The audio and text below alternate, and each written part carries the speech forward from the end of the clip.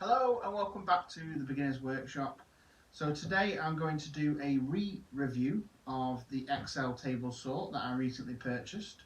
I have done a review before, but the lighting was awful and I think it deserves another attempt, and I've also used it quite a bit now, so I've got a bit more to talk about and I have noticed a few things.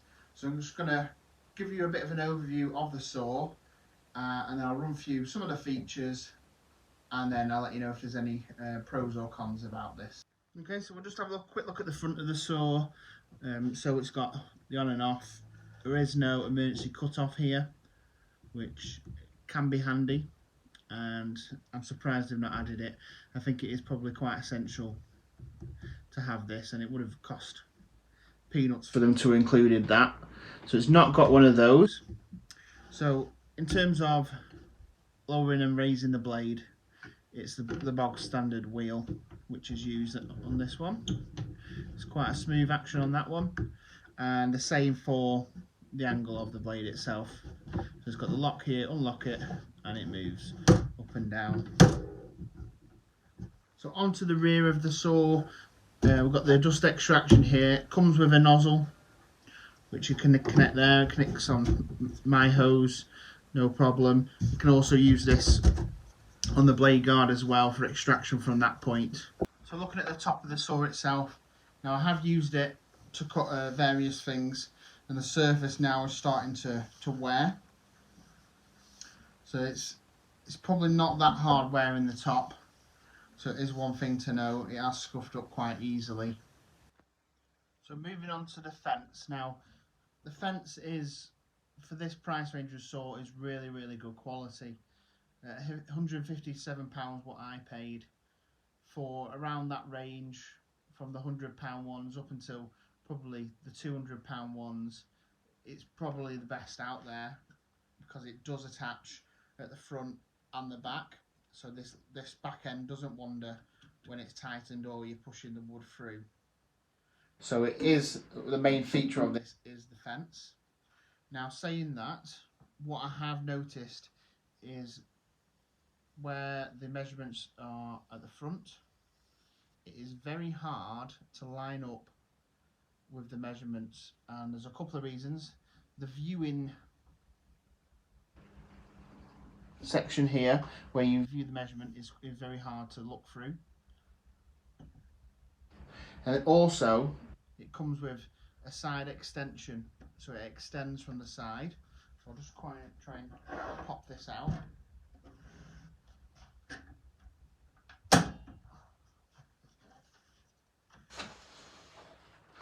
When this side extends, we have another row of numbers here, and there is a pointer here, which when it extends, the pointer slides along this here. There is no indication where to start the fence to get to these measurements here, and it is trial and error with the tape measure to line it up. So if we were to move it across to what it claims to be the maximum, the 62 centimetres, and lock that in place, to get that measurement we need to come all the way over and lock it in at 25 centimetres on this row, and that is what during trial and error I've managed to work it out, is that's what I need. So locking that in at 25 on this row, the first row, gives me all the measurements for the main rip capacity of the saw. So the mechanism is not a rack and pinion like the DeWalt, but it is still quite a smooth mechanism. So for the price range of this saw, it is, in my opinion, probably one of the best out there for the fence and the measurements. It's just getting your head round the measurements on here. And lining up, it took a few tweaks for this pointer here and the pointer on here. You can adjust that just by taking the screw out and moving it along so it is to hone it in on the actual correct measurements. But saying that, the price range of the store is absolutely fantastic. The setup on here. Now, one of the main flaws I have found, I think the plate here is wobbly. There's a lot of movement in there. It's very cheap plastic. You can probably hear it rattling away. The actual blade itself, I haven't done any adjustments to this whatsoever. And if we're using a lock here, without making some drastic measurements, I don't know if you can see, but I cannot get it to 90 degrees. So I will have to open it up a lot inside and have a look and see what I can do to change that. Okay, the saw comes with a couple of accessories. So the first one is to support long rip cuts. So this has a strip here which is open, which you use a nut and a bolt and a wing nut, and that connects onto the fence itself. So when it's at full extension, this supports the pieces that are sticking out. And it's also used for smaller rip cuts. Comes with a mitre gauge. It's just a bog standard aluminium mitre gauge. Notice it has got the T-track system. So it comes in their own T-track, which I am going to look at making a crosscut sled, and the T-track is going to affect that. So I need to have a look out there how to get around that problem. It shouldn't be too much of an issue. I just probably have to use some thinner material and lift it up from the bottom so it doesn't slot in that T-track. Bearing in mind this mitre gauge itself, I did mention on the first video, is that I think it's probably because of the T-track there is very little movement. We can just hear a slight bit of movement, which is the fence, but the actual T-track itself, there's not a great deal there. So that's one of the bonuses of this saw. We have the blade guard. I've used it with a blade guard and it's very good at obtaining the dust. Now it is somewhat see-through, but it does have a frosted look, which is quite hard to see the blade.